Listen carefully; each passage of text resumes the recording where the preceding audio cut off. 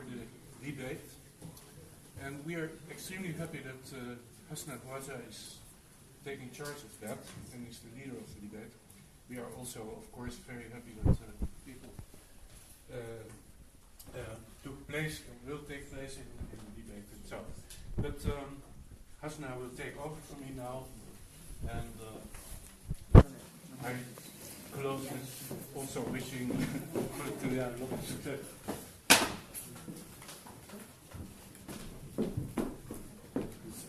Thank you. Improvisation. Yeah. Microphone. There's only one microphone, right? Yeah. Okay. We'll make do. It's maybe. He's not too long. An hour. So, Yeah, but it doesn't work. no, it doesn't reach work. the People back. don't hear Yeah, today. can you stand?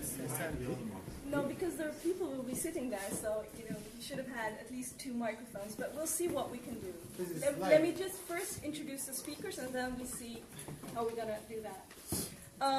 First, I want to introduce the speakers. Everybody can hear me? Yeah. Okay. First up, I want to invite Mr. Erik Ader, because he had a chair that he wanted to occupy. He's taking along the chair. Go ahead. And then also Isabella Dix. That's easy chair right now. Yeah.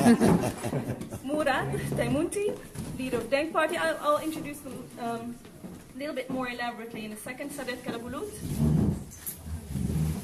Connie Braan. And Pepijn Brandon. So this is the panel. And we'll just have to find out how we're going to do this with just one microphone and people sitting there.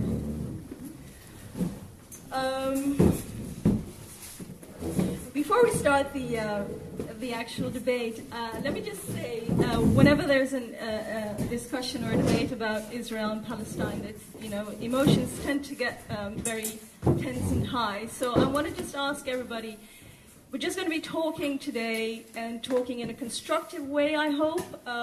No personal attacks, no shouting, no crying, just, because what happens today here will not affect the people in Gaza and Israel directly. So let's just keep it, let's stay cool.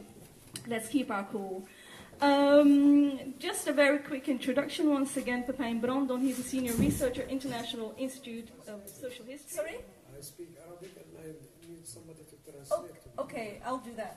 But I'll come in a second. Yeah, it's fine.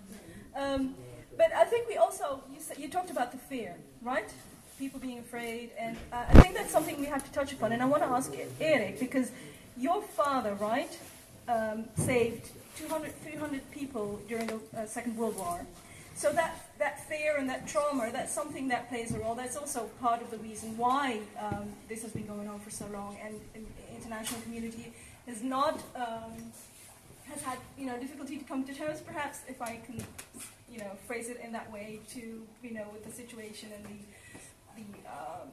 or the aggression and the occupation. So that's something that you have to take into account as well. People are traumatized, and there is a fear, and it's they're raised with it. So that's part of the problem, right? I think there are several mechanisms at work here. Let me first comment on the 200 to 300. Yes, independent research by Yad Vashem reckons that my father, and with the help of very many people, did manage to save about 200 to 300 Jewish compatriots during the war. I'm not sure whether that was a very good research project, but the numbers might be a bit faulty. Yes, of course, there is a great trauma in Israeli society. There is great trauma in Jewish history, certainly recent Jewish history. I don't think we should ignore that, and I think we should take it into account. That is absolutely for sure.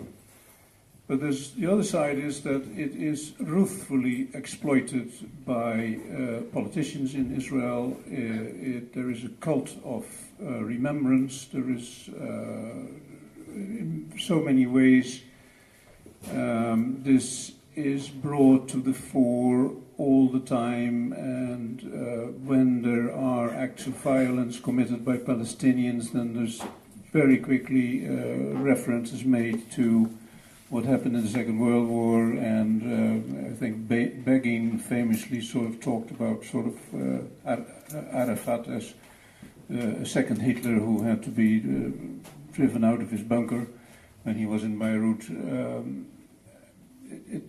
It does still.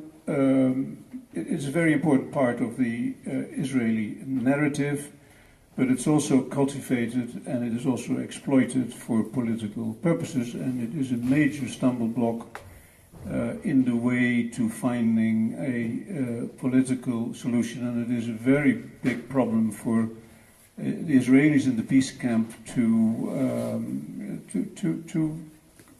start a dialogue between the two societies, to start a genuine dialogue between the Palestinians and Israeli society.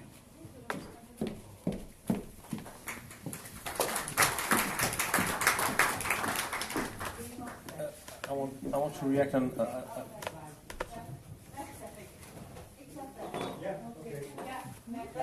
It's okay, just it's fine. No. What? We need. Oh. Zijn ook mensen.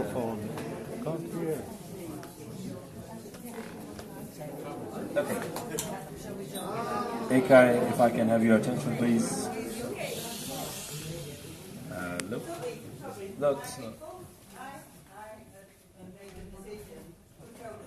Okay. So. Okay. To explain, they are very nasty christen-zionists and always writing very, very negative about us.